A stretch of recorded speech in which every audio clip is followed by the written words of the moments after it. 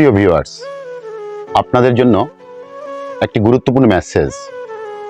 ৬৮,০০০ গ্রাম নিয়ে আমাদের এই বাংলাদেশ, মৌসুমী জলবায়ুর বাংলাদেশ, নদ নদী এবং পুকুর নালার বাংলাদেশ, ৬ ঋতুর বাংলাদেশ।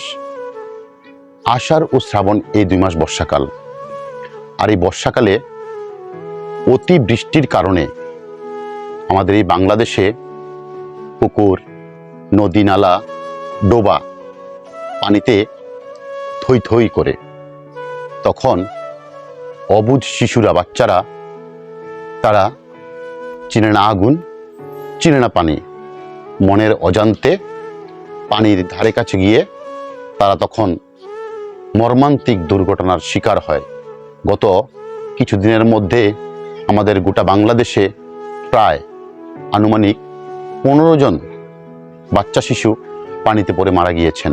তাই প্রতিটা বাবা মা এবং পরিজনকে আমি বিনীতভাবে অনুরোধ করব, আপনারা আপনাদের এই ছোট্ট শিশুটিকে চোখের আড়াল করবেন না এবং তাদেরকে এই বর্ষাকালে সুন্দরভাবে সোহাগ আদর দিয়ে গড়ে রাখার চেষ্টা করবেন। কারণ আজকের শিশু আগামী দিনের ভবিষ্যৎ। একটা শিশুর যদি প্রাণ চলে যায় তাহলে আপনি গোটা সমাজকে কী বা উত্তর দিবেন?